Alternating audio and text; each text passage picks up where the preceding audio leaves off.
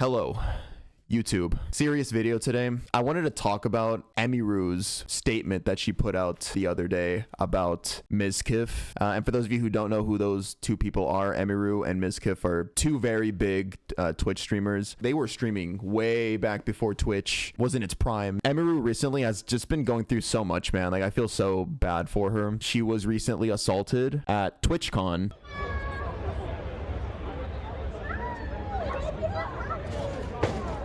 And then now, a couple days later, she comes clean about Mizkif, another popular streamer from back in the day. He kind of fell off now, but basically she came clean about him allegedly essaying her, threatening to take his life. Okay, that part's not alleged. That part, she literally has screenshots of him texting her, like walls and walls of messages after she asked him to stop. Walls of messages just saying, okay, please, I'm gonna end myself, blah, blah, blah. Oh, what else? Like essay, there was the harassment. Oh, threatening to like blackball her from events, like threatening to ruin her life if she ever spoke up about anything. It's just really bad. So yeah, the reason why I really wanted to cover this today and talk about it is because I used to watch these people a lot, especially Emiru. I'm not really much of a Twitch viewer, but back in the day, like 2021, 2022, I would have her on like sometimes as background noise as I work on other stuff. And then I also used to watch Mizkif. I'm gonna say that I noticed weird behavior back then, but I hope I'm not coming across as,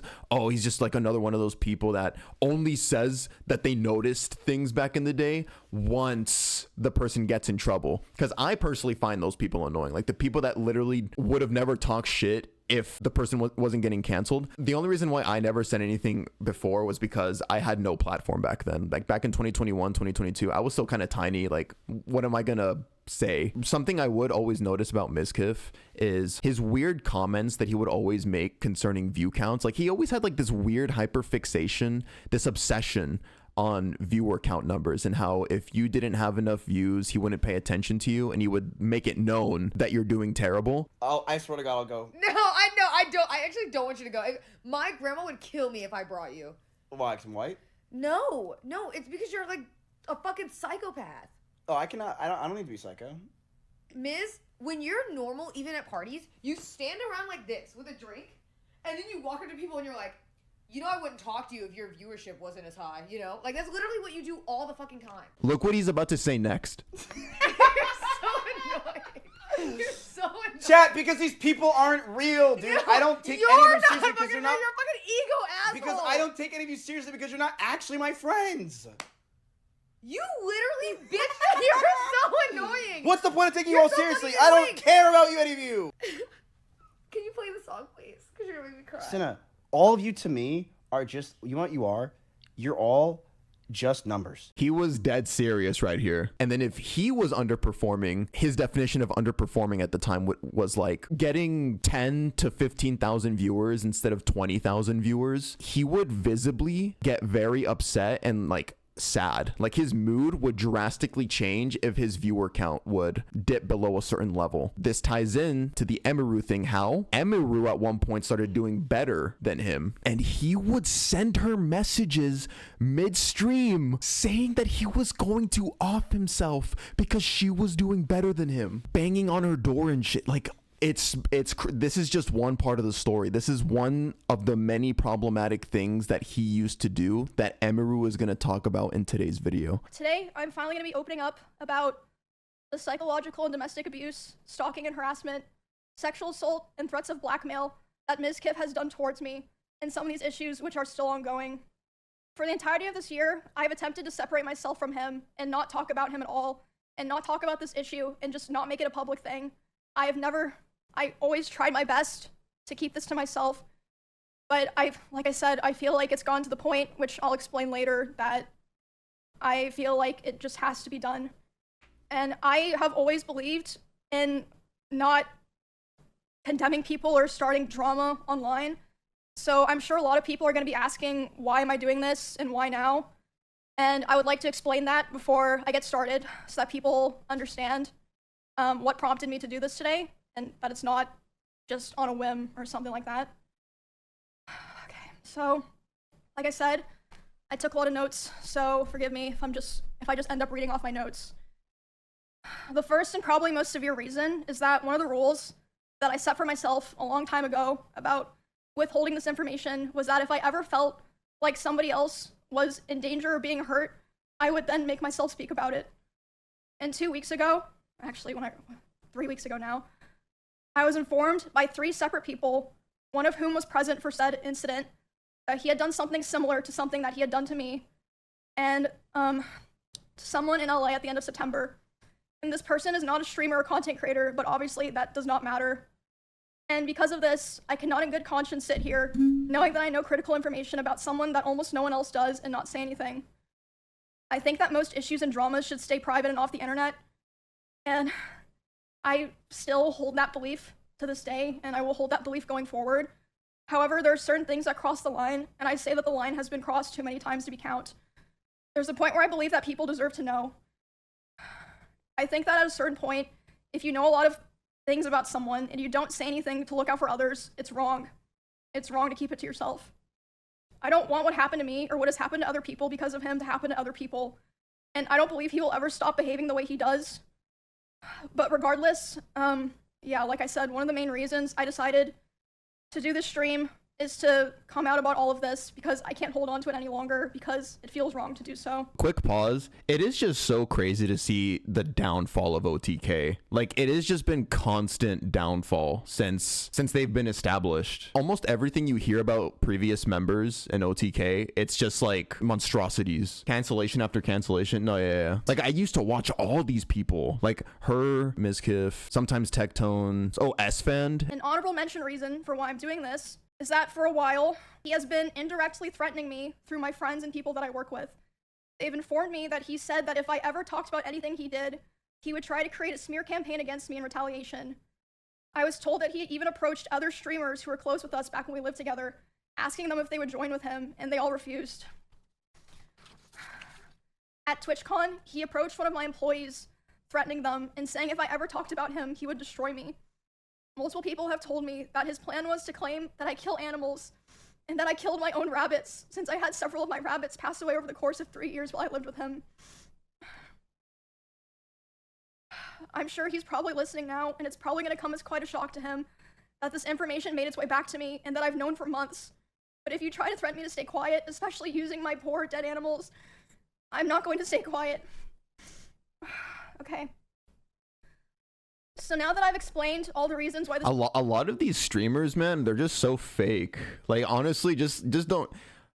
I'm just gonna go ahead and like say this. A lot of streamers that you like know and love, especially from like the OG days, they're all fucking losers. Like, especially Mizkif. Like, you look at people like him and like a lot of like the old poggers people, a lot of them, especially like the guys, especially, they were losers in high school. Becoming popular on Twitch was like their way of trying to hyper compensate for not doing much in high school, not getting attention, not getting girls. They weren't the popular jock guy, and like now that they're like super popular, the way they behave is just like high school. Like, they have cliques. If you don't fully support me, I'm gonna get my group of friends to shun you and get you out of events, and like bubble. Like, they're all just like so fake and snaky. So now that I've explained all the reasons why this took so long and why I made the decision to do this stream, I have a few more things I would like to get out of the way before I start talking about all of this.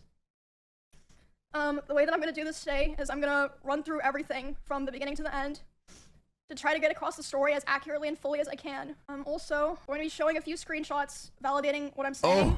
I have— Oh shit. Oh dude, this reminds me of my video about my stalker. You remember that shit? How I had like my folder? Oh, she numbered them too, just like how I did. Oh god. more things, but this is what I felt comfortable using today. And I will be running through those later. Another thing that I'd like to mention before I start is that during my statement, I'm going to be mentioning directly the names of about half a dozen other creators who were present for certain things. And I want to say that none of these people did anything wrong. I'm just saying that they were there, and I've asked all of them permission.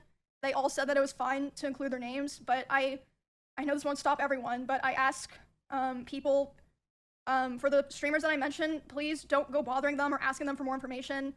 If there's something else that they want to say, they'll say it themselves, so there's no point to go pester them and bother them about it. There are also streamers who gave me permission to share things that they relayed to me privately, but asked me to redact their names, which I, of course, did. And the last thing that I want to make clear is that not every person that I interact with or that I'm friends with knew the extent of all of these things. And in fact, most of them didn't. And some of them didn't even know anything at all. I tried to keep things private with my close friends, but if anyone during the past year ever approached me asking questions, I didn't lie and I told them the truth.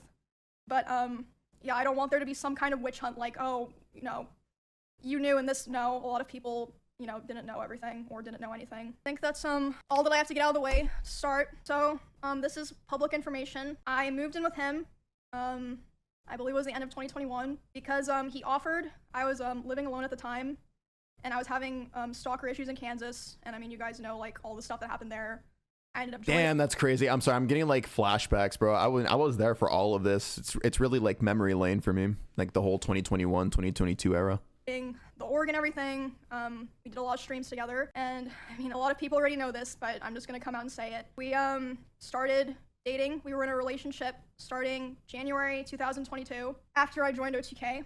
Can I also say something? I do find that kind of weird that they had a relationship. I mean, they're both adults, but it was just weird that Mizkif, like, he was one of the founders, right? And then all of a sudden he had this hyperfixation on Emiru for like a while before she joined, and then like tried so hard to get her into the org, and then they have a relationship like kind of shortly after she joined, and like had her move into the house. I don't know why, it's just like weird. Do you guys understand what I'm trying to say? It's somewhat of a power imbalance. Like, again, they're both of age, like they're both adults. It's like a CEO going after you to hire you so bad at a company, like, please join us, and then you join, and then shortly after they start dating, he hunted her in a way. I'm not planning to go into too much detail about the start of the relationship because it honestly doesn't really matter at this point. It's irrelevant now. The only things that really matter that you guys need to know for the story are that it was, one, an extremely private relationship. It was even hidden from friends and people in the org, but I mean, obviously people all eventually figured it out. They're not fucking stupid. And second, it was an extremely codependent relationship, which is not the issue, but that's just, you know, making that clear for details. Yeah, their relationship was very toxic. As someone who was very nice to girls and wanted to help me feel safe from stalkers and wanted me to succeed as a teammate, and we grew very close over time, and I was very dependent on him for feelings of safety, social life, like my stream, my job, everything. So yeah, besides it being a very codependent relationship, the start of it was fine. I saw a lot of people mentioning this. They thought this was what I was going to talk about.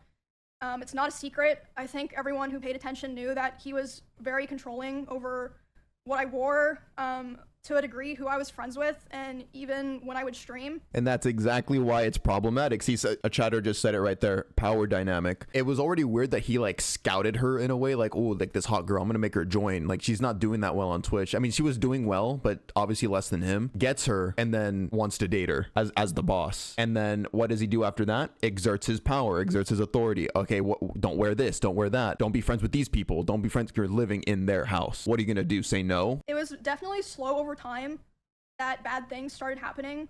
At the start, it would be things like, for example, he would throw bottles, like plastic bottles with liquid in it, not like glass bottles, at me, despite me telling him like I didn't like it and it scared me and I bruise very easily. He would throw his phone at me. I would tell him, you know, it scared me, I don't like it. And one time it even hit me in the eye, which caused me to get a black eye, but he always, you know, was like, oh, it's an accident. And I was like, oh yeah, it's an accident. Like, you know, of course I'm not gonna think that. Yeah, it's an accident. After you've told me repeatedly to just like stop aimlessly throwing heavy objects in your direction, and I just keep doing it. Yeah, it's an accident. Yeah. This is where I'm gonna show you guys this clip. He has a pattern of just throwing shit at women like they're trash cans or something. Look. Two Starbucks bags of Starbucks I got you. I'm not talking to them today. Well, nobody asked you to, so. I'm not doing anything. Okay. Look at her face. She's so uninterested. This is his previous girlfriend. No. Maya unimpressed. That's what that was. Two Starbucks bags of Starbucks I got you over the past few days. Oh my. Fucking disgusting. I'd beat the shit out of him, bro. So yeah, he has a pattern of being reckless and careless around women. At the time, I just kind of was, you know, I just brushed it off. And looking back now, I feel like that was kind of the start of him testing my boundaries, if that makes sense. So that was already kind of starting to show signs within the first 6 months of me and him being close. And then the end of 2022, the cover-up allegations happened. I mean, yeah, like I said, all that's public. You can find all that, see like what I said during that, everything. After that happened, his behavior started getting a lot worse.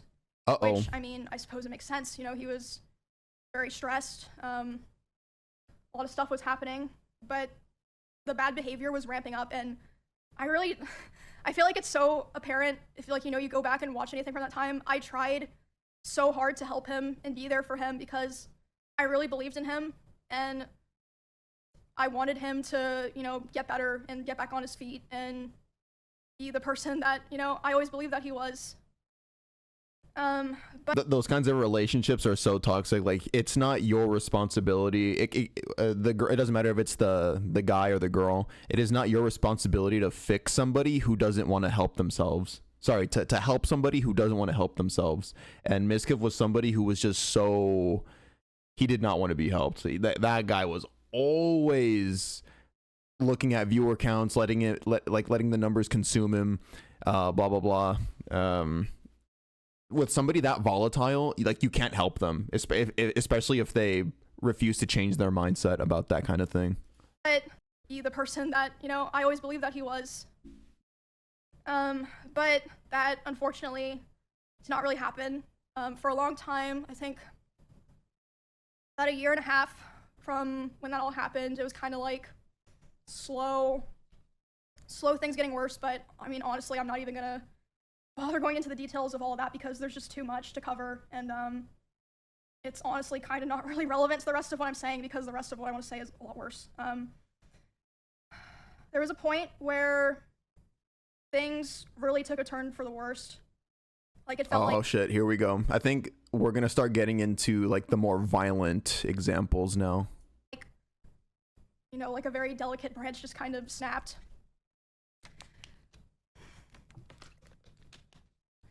So, and again, a lot of people are like vaguely aware of this, but I'll explain it for people who aren't, you know, chronically tapped into all that stuff. So for a long time after the like cover-up allegations happened and he was like starting to kind of struggle on his stream. And for those of you who, like, see, if you're not tapped into Twitch, you won't even know what she's referencing there. The cover-up scandal where Mizkif, this fat fuck over here, hold on, let me see. This, like, yeah, this guy. This guy basically helped in trying to cover up SA for one of his best friends that was living in the house with Emiru and with a bunch of other girls. So for a long time after the like cover-up allegations happened and he was like starting to kind of struggle on his stream, he never wanted to stream at the same time as me. Like, we really avoided it. And to me at the time it made sense because, you know, I was like, well, of course, like, you know, we share a lot of community members. If we're live at separate times, we're both going to perform better. You know, it makes sense. But, yeah, we were never really live doing the same thing at the same time for a long time, with the exception of, like, things like events or sponsors or, like, you know, just special things for a very long time. And a lot of you guys probably noticed that I would only usually stream on Tuesdays, Thursdays, and Saturdays. That was, because of him. And, now I stream whenever I want, but, Yeah, see, again, he was so focused and concerned about getting fewer viewers that he made her stream on certain days that he wouldn't be live. Like, okay, you're gonna stream on these days and I'm gonna stream on these days so that you don't take away my viewers, so I'm doing better.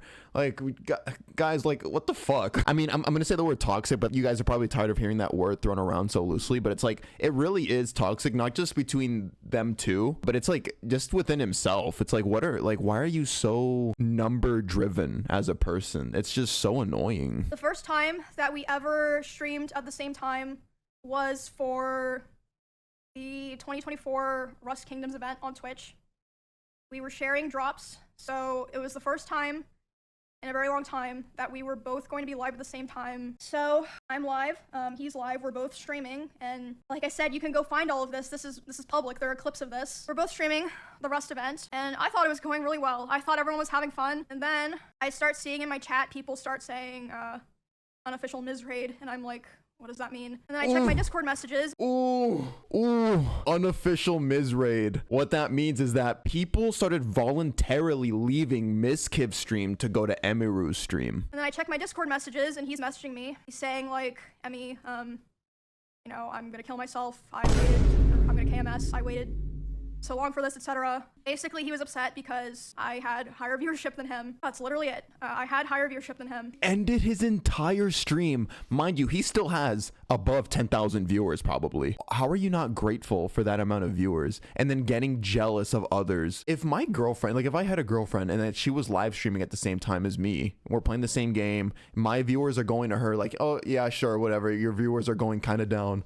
Oh, boo-hoo, you only have 10,000 instead of 15,000 or 20,000 or whatever. Why would you be upset at that? In my head, I'm like, combined, we're bringing in like so much viewers, so much money, like together. Like I think of everything as like a team. Yeah, let her shine, bro. Like let her shine. Like you're both, at the end of the day, you're both bringing that money home together. That's a W. But because he is so ego driven, his viewer count is like his value as a man. He has to go and threaten to off himself in the middle of stream to guilt trip her for being successful. What kind of man are you? But yeah, he ended the stream, and then I'm still live, you know, trying to act like nothing's wrong.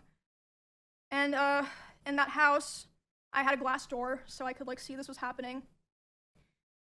He was walking behind me, making sure that I knew he was there. And by the way, so there were many ways out of that house if he wanted to leave the house that were closer to his stream room.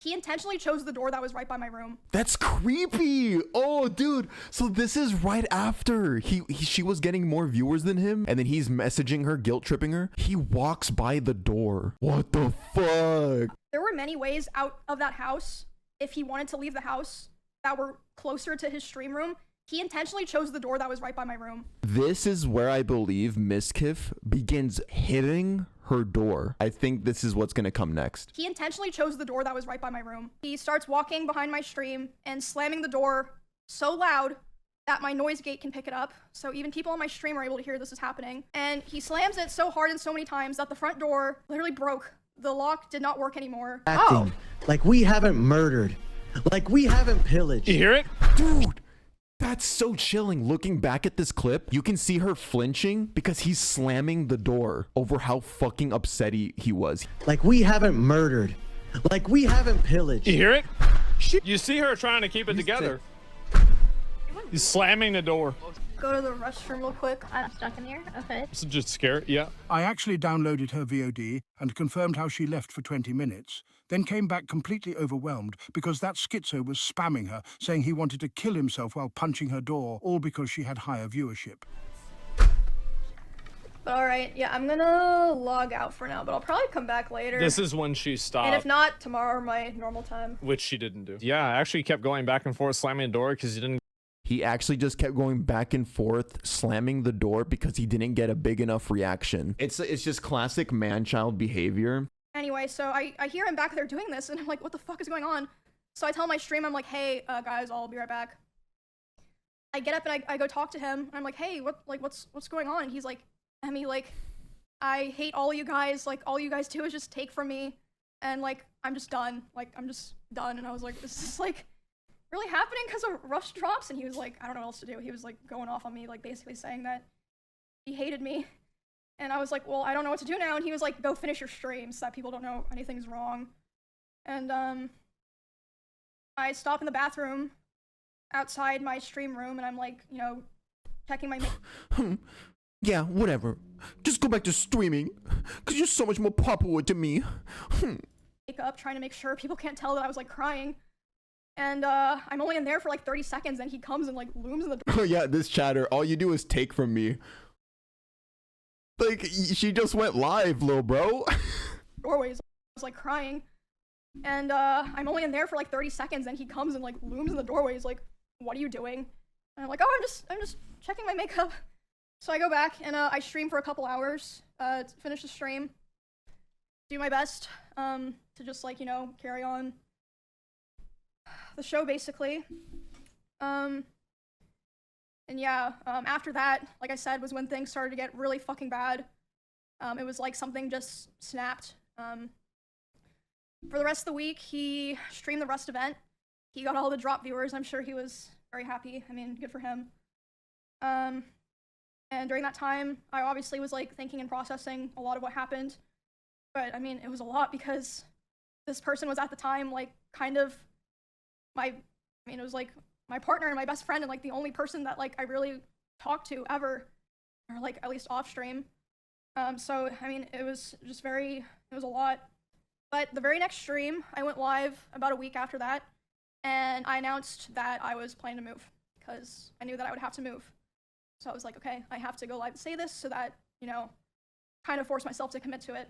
Ooh. Right? Oh, I wonder how he's gonna take that, because I don't know his reaction to, you know, when Emiru announced he was gonna move out the house. Wait, Mizkif is 30? Dude, I thought he was like 50. That is only 4 years older than me? Oh, God. That is a rough 30, my guy. Dude, it's like literal angel next to Jesus Christ. Obviously, I didn't move out right away, but after like all of that Rust stuff happened was when the other domestic abuse stuff really started. He would destroy furniture in front of me. He would throw things in front of me and near me. Destroy walls. Again, you can go see this in some of his VODs in his bedroom. The holes in the wall. There would be times where he was upset at me, and I would go to my stream room and literally lock myself in to get away from him, and he would be banging on the door and screaming at me. And at the time... Okay, I'm sorry, yeah, if you see me smirking, it's because I have context already. Like, his response to this part of the video was that she was violent too, and that she would throw some of these plushies at him. He's a fucking pussy. And I would go to my stream room and literally lock myself in to get away from him, and he would be banging on the door and screaming at me. And at the time, he also would more often do things like going, like if we were driving in the car together, he would be going like 150 miles an hour, and like one time he even said like, well, now we're both gonna die, like threatening to kill both of us. Oh, super red flag. I mean, this is gonna go mostly for the girls in chat, because like, you know, it's just like in our society, it's usually the guy that's driving the girl around. A major red flag that you should pay attention to is how your man drives with you in the car. It's a really good indication of how he cares for other people and how considerate he is of other people's safety. And well, now we're both gonna die, like threatening to kill both of us. And this wasn't like even necessarily because of me or like because of something I did a lot of the time. Like one of the times that it happened, it was because we were just getting food, and he was on his phone, and he saw that Mr. Beast had put out a video, and Mr. Beast had invited another streamer, and he was like, oh, Mr. Beast invited this guy to his video, not me. And I was like, oh, well, you know, like, huh, yeah, I guess so. Which led to him going 150 miles per hour in the car and talking about killing himself while doing it. And then at home, other things would happen, like I'd be trying to sleep and he would scream at me and say that it was all my fault that he felt insecure. There was a time that I walked into a room that he was in, and as soon as he saw me there, he threw his phone at the dresser and started yelling because I had posted a YouTube video within the same couple of days as him, and mine was doing better. So basically, I felt like I was kind of stuck in a loop where I felt like I had to constantly perform and like prove my value to holy insecurity, away. At the bro. same time, if I ever performed too well, I was gonna be punished for it. And it just felt like a very rough situation to be stuck in, because I mean, streaming is my hobby and my job. Like, it's a huge part of my life, even before, you know, I met him and became like a larger creator. And I remember thinking all the time how it felt like he hated me, but he still wanted me around for his channel and like his thumbnails and everything. And this is still before I moved out. He was literally holding her back, like clipping her wings to the stop her from growing. Was so unbearable that I would sneak out and I would sneak into Esfan's house using my code, and Esfan didn't know why I was doing this. He saw me. Oh, so she would like get away from the house, like to get away from him for a bit to chill with Esfand. For those of you who don't know, Esfand was also a part of OTK, and I mean, for the most part, I mean, I don't keep up with him anymore. He was pretty chill. Like, he was a pretty chill guy. He would play Madden, and Emiru felt safe with him, so I think that says something. Sneak into Esfan's house using my code, and Esfand didn't know why I was doing this. He saw me a couple times. I'd be like, oh, I'm just gonna go take a nap in your guest room. He'd be like, yeah, that's fine. I would sneak into Esfan's house just to have some time of like peace and quiet. But eventually, he figured out where I was going, and he would go over to Esfen's house to keep telling me off. Jesus. And there was, a time that he did it, and, I was laying in the guest room bed, and one of the roommates in that house had, come to see, like, why I was crying, and they were standing in the corner, and he came in, and he was very physically aggressive. He was like, Emmy, like, what are you doing? Like, angry. And then as soon as he turned and saw this other person standing there, he instantly, like, deflated and changed his tone. He was like, oh, Emmy, I was wondering where you were. Like, are you coming home?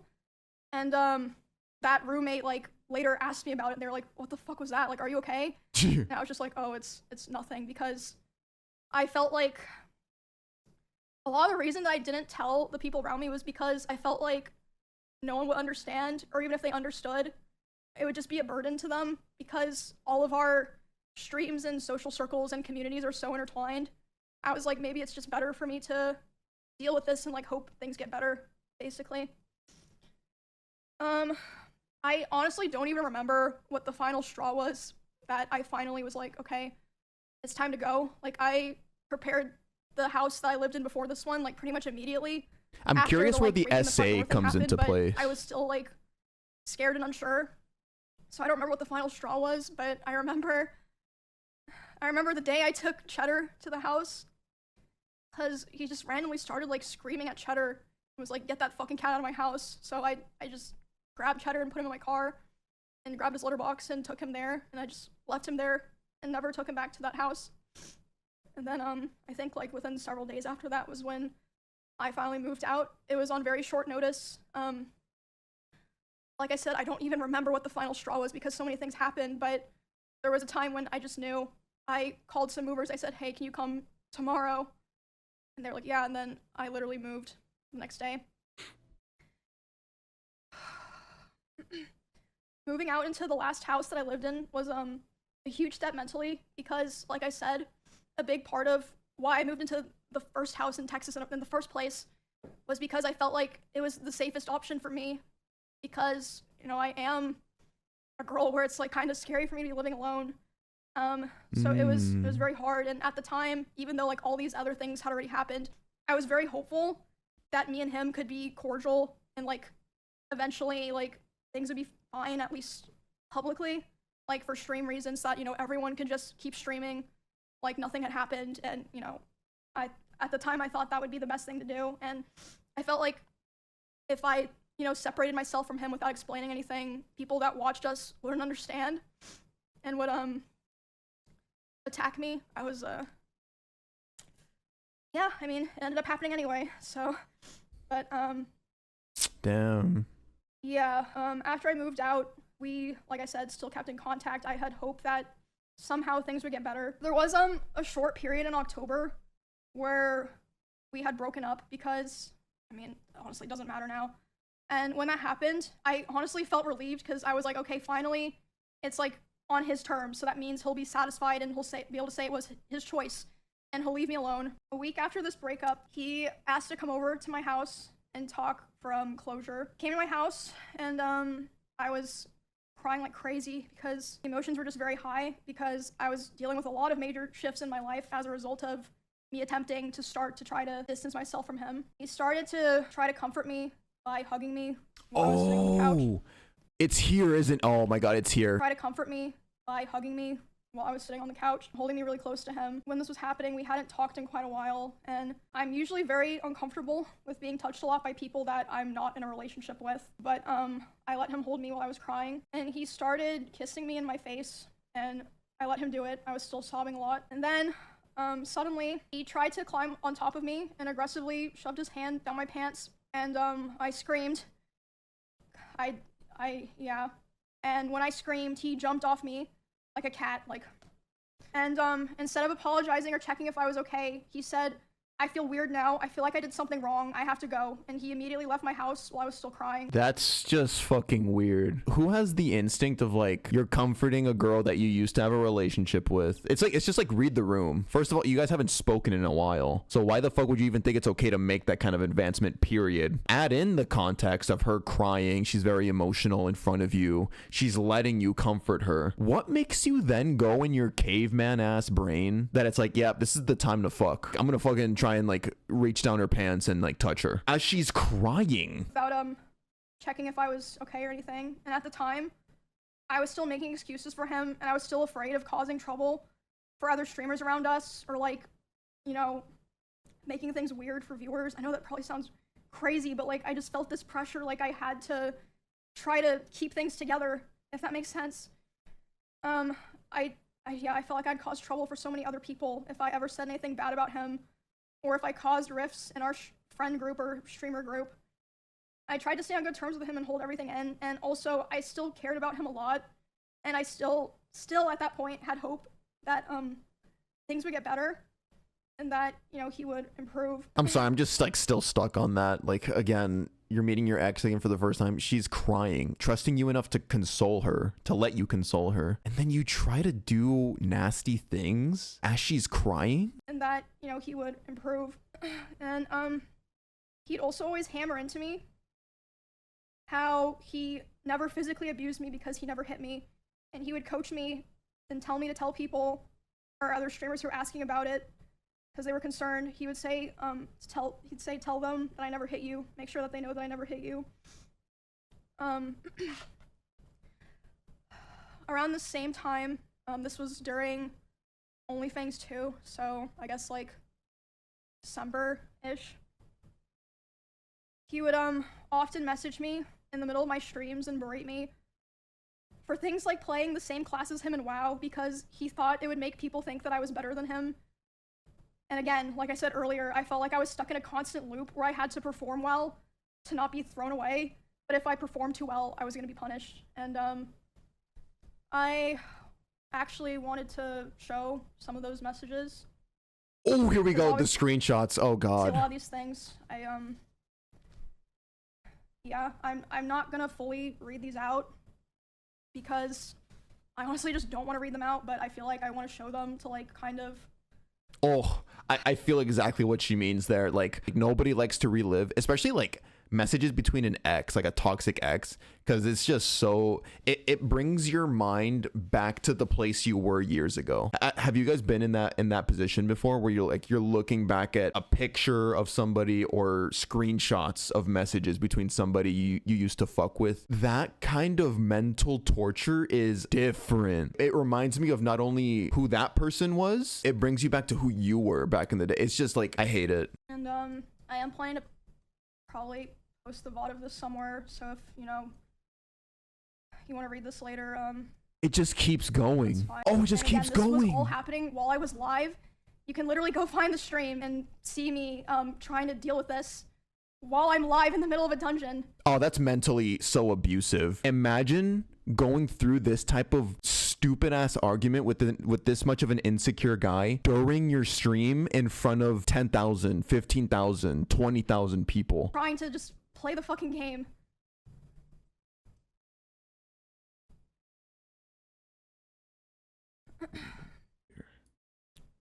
Oh fuck, I think. All right, let me see. Let's go through some of these cringe-ass messages. Emiru, but how do I know it's not just someone who doesn't follow? LOL. Yes, I'm still wanting to be DPS, but for dungeons, I have to tank, yeah. And this is Mizkif. You really don't. Like, you don't. How can I not tank in dungeons? You straight up don't have to because you're a DPS? My group didn't have other warriors. Mizkif. Yeah, I know where this is going, and I'm not dealing with it. I asked for a boundary, and it's always crossed. You don't know boundaries. Dude! When we're talking about boundaries, normal people, it's like, you know, don't talk to other guys, don't talk to other girls, don't be liking other girls' pictures. They're in a relationship and his boundaries are not outshining him. Mizkif then goes, you do not need to tank in dungeons. Now I'm going to get so much shit nonstop. Emmy is better. Look at this baby bitch pissing and crying and shitting himself. Emmy is better. Emmy this, Emmy that. I can't have anything, Emmy. Grown ass man crying about being outshined in a video game on stream while making tens of thousands of dollars. But for context, I was playing Warrior in World of Warcraft in like a level 24 dungeon. It was like Silverpine. Like, it was just like, it wasn't even like, it was like dog shit gameplay, I'm gonna be honest. Like, so, yeah. And how much you want to bet after all this, he's gonna have like some kind of red pill arc? Every time somebody gets ousted as an abuser or like a pedo or something, they always go on this like red pill. I'm a right winger now. He's gonna try and masquerade as like this Giga Chad red pill. Don't ever let him forget this. Remind him of these screenshots. I was constantly trying so hard to compromise with him because I wanted to be cool and I wanted us to be able to coexist in the same streaming sphere. But I felt like I could never win, and he hated my whole existence, like ever since that one stream where I had like a little bit more viewers than him. And he would say that it was my fault that his stream was dying because most of his viewers liked me, and whenever he hit on another girl, they would be confused or not take it seriously because they knew that me and him were together privately. And he said if he would be able to hit on other girls and convince them that it was real, he would get his career back. That was like started within the last couple of weeks that we spoke to each other. He started saying terrible things to me about other streamers in Austin. In particular, one specific streamer who I know there's a lot of people that know he has beef with certain streamers. It was not one of those streamers. It was someone who to this day has been nothing but nice to him. He would say horrible things about this person, like about them in their stream, and it was very hard to listen to. And just in general, he would say horrible things about other streamers in Austin, like, I quote, "I hate everyone here. You are all useless to me. You're worthless to me because it does nothing for my stream anymore to collab with any of you." Oh. And him saying that was the final straw for me. The day that he said that to me about other people was the first day that I ever, for the first time, started to ignore his calls and messages. And because of that, he even threatened to come to my house if I didn't answer. But I did end up calling him back, and I spoke to him, and I basically told him that I felt like I could finally see things for what they were. And he started panicking, and he was super apologetic, and he was saying he didn't want to lose me, which wasn't the first time that he like did something like that and was like, you know, basically begging me not to leave. But that was definitely the most extreme time. And again, like I said, I always had the hope that things would be cordial, or that, you know, we could be fine with each other, so I agreed, and we agreed we were going to talk about all of that. We talked about it about a week later, and instead of apologizing for anything, he basically told me that he realized he needed to go to Japan and LA to get his viewership back up, and he was basically too young to focus on friendships and relationships. And it was I mean, despite everything, like I said, I still cared about him, so it was still hard. And I mean, it was like a mix of feelings, you know, like I was Y'all are funny as hell. Too young. Like, bro was 30, and like we saw the type of messages he was sending. like a Also, mix- what kind of like strategy is that? Like, I need to save my numbers. I'm going to Japan. First of all, ban all streamers from going to Japan, especially like people like Mizkif. Keep all the scumbag fake fucks in LA because that's where they all live. All those fake people. Yeah. Keep them over there. Didn't you go to Japan? The difference is I wasn't streaming. That was my point with that. Ban people that go to Japan to stream. Whenever I travel, I don't stream because first of all, I'm embarrassed. And then also I feel like people are just going to look at me and feel bothered. But because of the past incidents during like other fights, past incidents during those times of him manipulating me into staying close with him and giving him more chances, sexually assaulting me, the abuse, and just him generally not being a very nice person. After that, I decided that the only solution and way for me to move forward, I made the hard decision, but I know now for sure the right one, was to finally completely cut contact with him. I knew it'd be very hard because our careers and our communities were so intertwined, but I knew that I had to do it and that there was no other choice. So I have not spoken to him since January of this year. It's been 10 months, but if you think that's the end, it is unfortunately not. I haven't spoken to him since January of this year. It only took a couple of weeks, but soon the messages started. He has attempted to contact me over 40 times individually, this year in individual texts, Discord messages, Instagram DMs, and phone calls. And I'm just gonna show those. At first it starts simple, be confusing messages or like him expressing he was worried about things. Oh shit, let me move my face. Oh my god. It's worse than I thought. He's like already suspicious. Hey, so just to make sure, you don't have recordings of me, right? I'm getting harassed that you do, and I'm assuming it's nothing. Can we please communicate so I don't feel isolated and hated by my own org?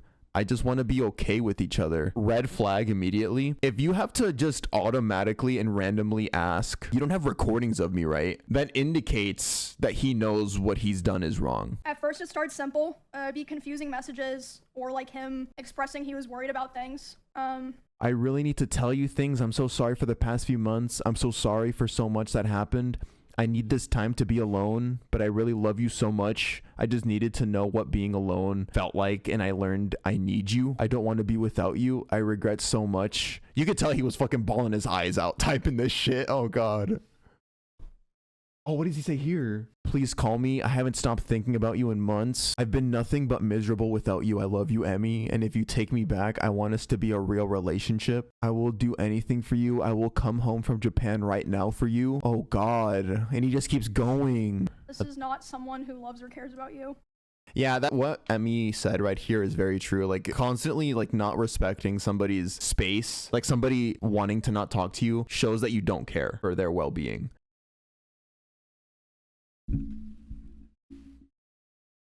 Oh, what the? And he, oh my God, he tried to make it like a letter. He put the dash Matt at the end, and I guess Matt is his real name. This chatter just said it sounds like he asked ChatGPT how to get his ex back. No, yeah, for real. I want to talk to y'all really quick. Yeah, this is not like if you ever go through a breakup with a girl or with a guy even, this is not showing that you love them. Like this is not showing that you care, that you respect them, that you've changed as a person. This is just scaring them. It shows that you actually don't care. It shows that you haven't grown at all. It's all of this these messages is to get what he wants. It's not to get what Emmy wants. It's to get what he wants, which is to get his hot girlfriend back. I can speak from experience. When I was 23, when I went through my first breakup, I thought this was what it meant to love. Fight for your girl, even if they've blocked you on shit. Like, keep finding ways to like message them. And this is like 3 months post breakup. Looking back, that is not what it means to love somebody, man. Respect their time, respect their space, respect their mental health. Again, mind you, this what we're watching right now, what we're witnessing, this is 10 months after their breakup, and he's 30 and he's still harassing her. And keep in mind, this is only things that he sent to me. I can't document all the things that people told me. And just kind of a funny side note, I guess, I would like to highlight this message because the ChatGPT checker. Y'all were right. Who called it? Somebody called it in chat. He used AI. Oh my God. It makes so much sense too. First of all, he's a 30-year-old man obsessed with video games. Do you really think he's gonna use that kind of proper punctuation here with the I love you, comma, Emmy? Always have, and I know now, and then a hyphen, a dash? In this whole video, have you seen him normally type like that? No. That's actual bot shit. That's AI. Yeah, clearly. Like I said, doesn't really matter. I just thought it was interesting. Like I said at first, the messages were just simple things. Like him saying he was worried about things or saying no one was talking to him, which I don't think was even true at the time. I think he was just saying that to try to guilt me into responding to him. I'm not sure about that, of course.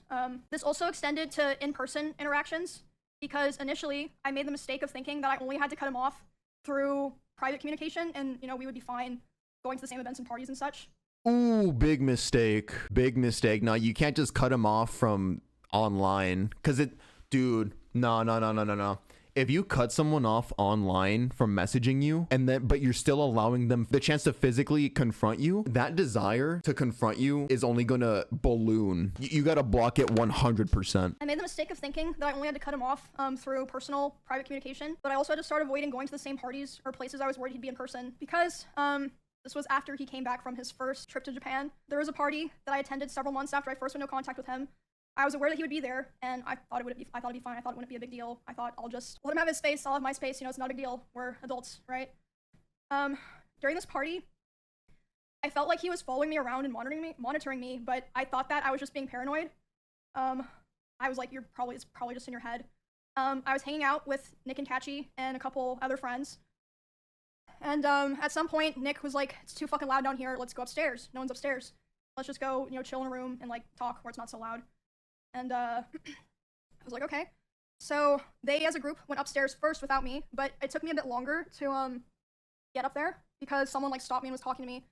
And I did feel like, he was like standing pretty close to that person. I felt like he was watching me, but again, I thought I was just being paranoid. But I went upstairs. I was hanging out with Nick and Catchy and, our other friends. And then about 30 minutes later, the room that we're in, the door opens. It's Miz. He opens the door, makes eye contact with me, goes, ooh, and then closes the door and leaves. And I was like, oh my god, it's just like actual middle school shit. He's trying to like play it off like all jokes and shit, like it's nothing. Like he didn't just spend the last 5 to 6 months at that point harassing her, leaving dozens upon dozens of messages. what the fuck? But again, I was still trying my best to, give the benefit of the doubt, like, maybe it's just like an awkward situation or something.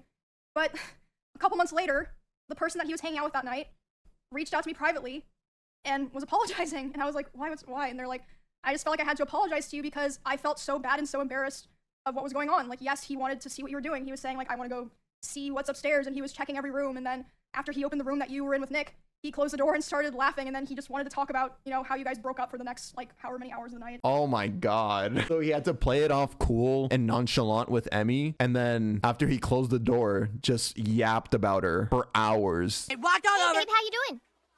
Oh, hey, baby, what's going on? We still on for recess? Yep, I'll be there. Okay, babe, love you. I thought you said you broke up with Hattie. I decided to give her one more chance. But you said she was mentally abusive. She is mentally abusive. So then why did you take her back? Because she said she was gonna kill herself, all right, guys? There. I broke up with her, and she called me being all like, I can't live without you. I'm scared what I'm gonna do to myself. Oh, God.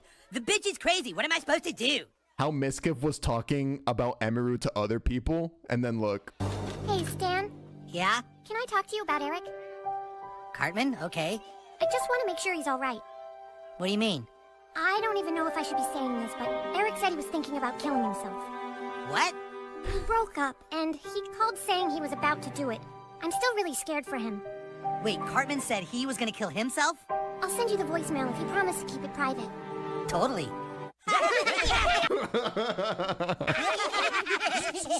have to take me back. You have to. I'm gonna kill myself, Hattie. It maps onto the situation so perfectly. Kill myself and then you'll be sorry. You wish you could have me back, but I'll be dead. Please, Hattie, please. Okay. So, yeah, it happened March 3rd of this year. A lot of people were talking about how me, Ray, and Cinna were attacked, which was not an issue. Like, we had no issue with that. Like, obviously, it's big news. People are gonna talk about it. It should be talked about. We had, like, no issues with anyone talking about it and covering it, and that included him. I was fine with that. He joined in on that whole thing of people going live to talk about it. And again, I'd like to remind people at this point, we were already a couple months into me being no contact with him, making it clear I didn't want anything to do with him. And so during this stream, he was covering what happened to me, Ray, and Cinna. He decided that he was going to tell more of my personal stalker stories that I've never personally talked about or shared publicly myself. And one of these stories was one that, like, no one knew at all, and, like, it just felt so shitty because at the time that those things happened, like, all the people that lived in that area together, we all came together and we all kind of decided, and this was heavily pushed by him, we should never talk about this because, people are gonna be weird, it puts Emmy in more danger, and, gives people ideas, so we're never gonna talk about it. But, of course, as soon as there's some big drama that he's not involved in, and he finds a way to, bring up, oh, I was there for something that happened to Emmy, he does it. That's so disgusting, by the way. Again, it's that repeated pattern of seeking clout and, like, looking for ways to get into the public spotlight. He used an assault that Emiru and other girls were just involved in to then reveal something that Emmy trusted him with without asking for permission, just to be able to say, oh, I have this story that nobody knows about, and it's very relevant right now with this really hot story that's making the rounds on the internet. He was on a stream talking about these personal stories of mine, and I caught wind of it. And by the way, it was also so frustrating not saying anything at this time because the way he told those stories, he kind of framed himself as, like, the hero. He was like, oh, I held the stalker at gunpoint. No. The only person who ever came into contact face-to-face with that stalker before the police came was Bonnie. Bonnie is the person who found that guy outside, went inside, told everyone, called the police. The police came. All Miz did was he stood far away from the front door behind glass and metal with a gun. Oh, brother. Like, oh, it's like the equivalent of how like a lot of middle school and high school boys kind of fantasize about them being the hero when a school shooter comes in. He's threatening to kill people, and then you come in epic style doing backflips and shit, and then you take the gun from him, you disarm him, you strangle him, you're like, oh, and then you save the day. And then that's how you tell the story. Like, yeah, that's basically what he did with this story, even though, again, as Emmy just revealed, he was standing so far away, yet in his story that he wanted to sensationalize for more views, makes himself out to be some kind of grand hero that saved Emiru. Yeah, I held him at gunpoint before the police got there. Yeah, you should have seen me, guys. Yeah, I mean, I understand, still very scary, but why are you acting like you, like, if anyone deserves credit for that, it's Bonnie. Like, it's literally stolen valor.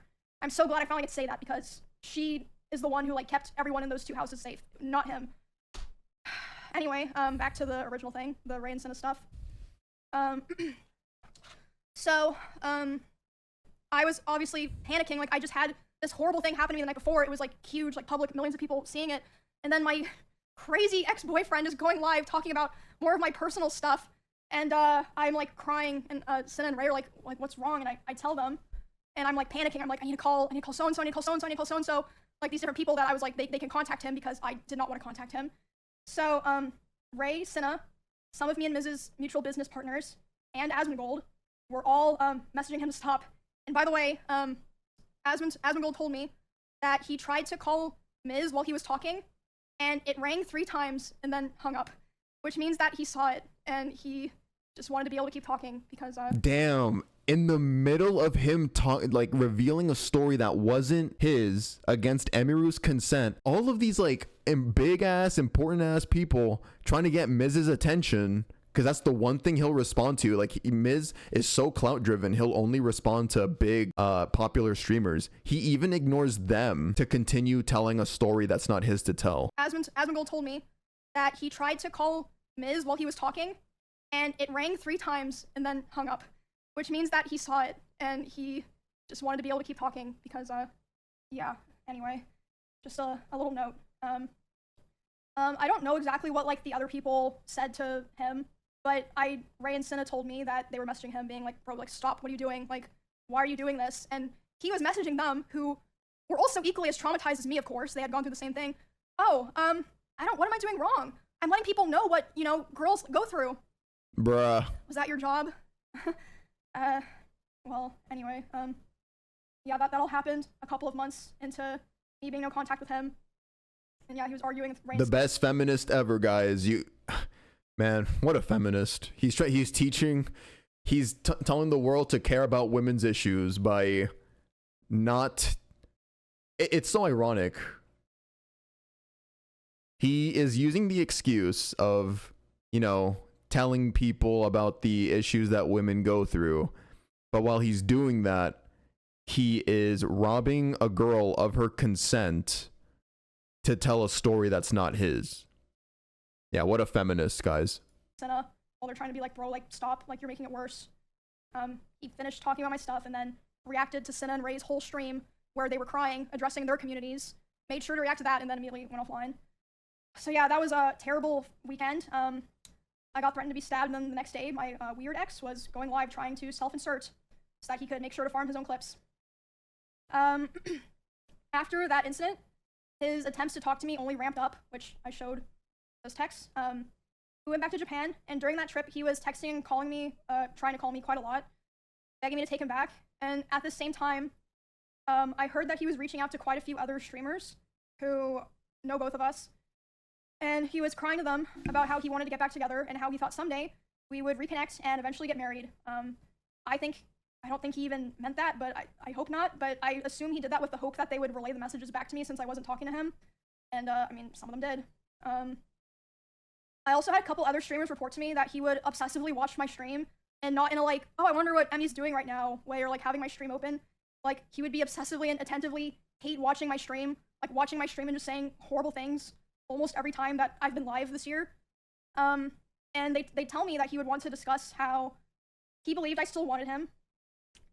interesting, considering I never replied. He would hate watch her streams saying shit like, oh, this Brescia, fuck, she totally wants me back, man. She's just playing it off, trying to ignore me. Meanwhile, he has sent blocks of texts while getting ghosted. He would ask other guys if they thought I had slept with anyone this year.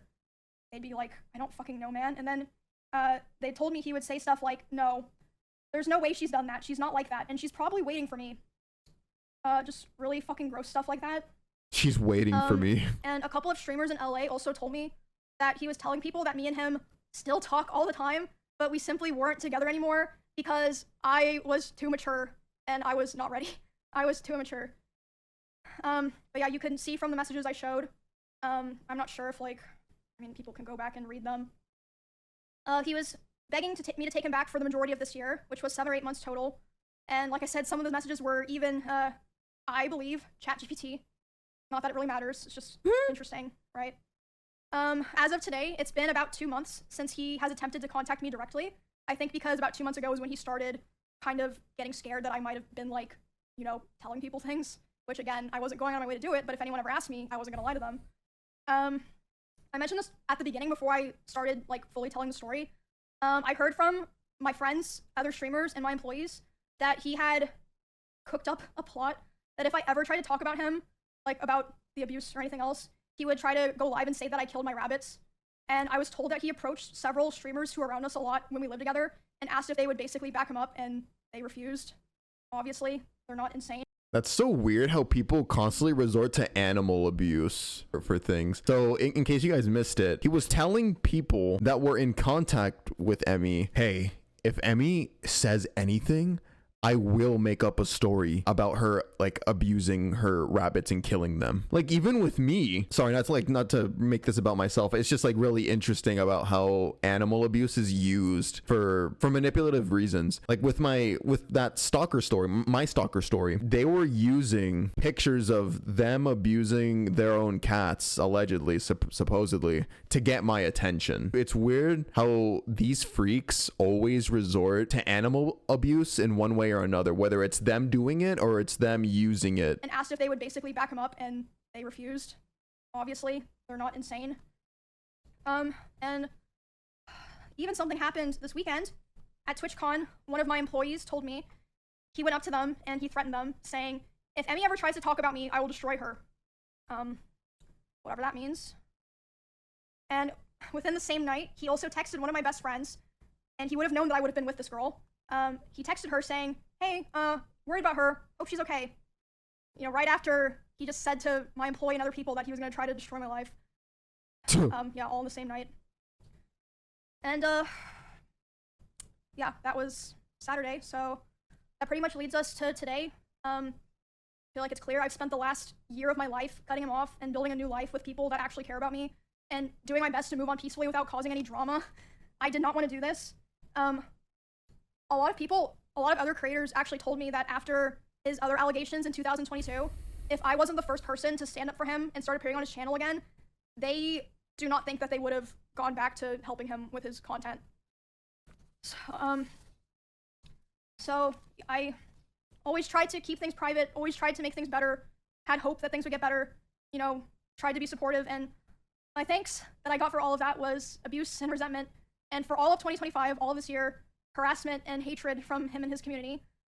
That's so tiring, dude. You just imagine that. Imagine how tired she is. She still streams pretty consistently, so she does a good job of hiding it. She has gone through basically 70 to 75% of this year dealing with this in the background. Those messages we saw harassing her, just this weird constant tension in her head, knowing that Miz is somewhere out there talking to other people, spreading rumors, talking shit, maybe plotting on ways to see her in real life. Imagine how draining that is. The whole time, secretly begging for me to take him back behind the scenes. I've taken a lot of steps already, as I said, it's apparent. I've taken a lot of steps to restructure my life and be a lot more careful about who I help and who I invest my time and my care into. And I'm doing a lot better now, but I felt like this was a necessary stream because, like I said at the very beginning, I have heard that he has done things to other people that aligned with some of my own experiences, so I felt like it would be wrong for me to keep holding on to all this information. I know I stayed for way too long, and I thought that I could help, and I unfortunately learned that I couldn't. But I worked really hard to have the life that I have now with my friends, my family, my pets, and my community, and I'm so grateful for how things are now. It was very difficult, but I'm very proud of myself for making the choices that I did to end up where I am now. And yeah, that's my story of dealing with abuse, psychological and domestic abuse, sexual assault, and stalking, and being threatened on if, you know, I ever talked about it.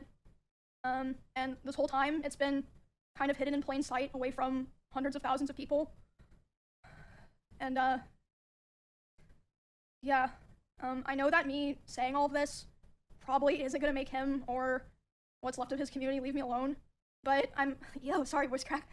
I know talking about this probably won't make him or, probably won't make him or what remains of his community leave me alone, but, I'm at least glad that people will be aware of all of this now and I won't have to feel like I'm hiding a terrible dark secret anymore. And it's all out there now. And I also want to make it clear that not everyone that I interact with or that I'm friends with knew the extent of the things that were happening. And a lot of streamers didn't really know anything at all, but I mean, like I said before, people aren't stupid. I think it's pretty clear that a lot of people knew that things were happening, and like I said, you have to remember, it's not just me. A lot of people have told me that they have their own, you know, grievances with him. But for the people who did know about this, thank you for being there for me through all of this. Okay, I'll go ahead and tie this part up together before we move on to Mizkif's response, because Miz actually did upload a video. He went live on Twitch and then uploaded a video. I just want to say that, yeah, she's really strong for doing this. Obviously, like, there must have been some fear in doing this, because Miz, as he's shown, is can be scary. Like, yeah, he's like a crybaby bitch, and we were grilling him and roasting him, making fun of him, but at the end of the day, he is a 30-year-old man, and then Emiru is this kind of thin woman. He could easily overpower. Like, I'm sure there was some fear in that, but that thing that she said about how things were surfacing about things that Mizkif had done to other girls, how he treated his ex, for her to now come out, that does a lot. Like, that actually helps tremendously, her being the largest female streamer currently on Twitch, I think. So the fact that she came out with this, bro, like, I mean, it's gonna get things moving even faster. And then also, yeah, I mean, just want to commend her on, I mean, she was talking about just now about how happy she is with where she is in life. I'm nowhere near her level, but I mean, I can kind of relate to that. I mean, we all go through shit. She's been through a lot. I mean, we saw what she just went through, and look where she is now. She's at the top of Twitch, financially successful, financially set for life. She takes care of the people around her, I assume. I don't know her personally. I'm not gonna start acting like I know her personally, but hey, you know, like, as somebody who used to watch her a long time ago, I can resonate with that. You know, I'm proud of her, and yeah, just send love and support to Emiru. Mizkif, when Emiru throws a Kirby plushie at him, Emiru throws a Kirby at him. Mizkif, the victim in this situation.